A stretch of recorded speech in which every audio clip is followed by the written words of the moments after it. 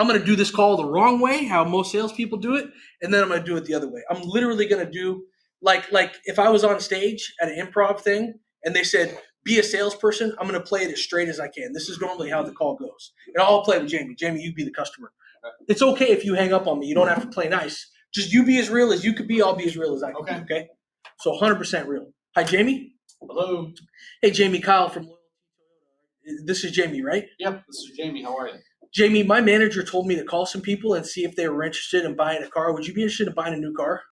Hell no. Bang. That's what you guys do right now. I promise that's what you do. You could give me a scenario and I'll mystery shop with that scenario and I'll tell you what the salesperson's going to say. Here's another thing that you guys do. Hi, Jamie. Hello. Hey, Jamie, this is Kyle from Loyalty. Yeah, what's going on? Hey, Jamie, the reason I'm calling you, you came in here a few years ago and you had a bunch of bad credit. Has your credit gotten better?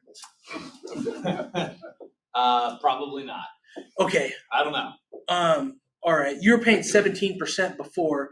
Do you have any money to put down on a car if we could do something? No. Don't do that.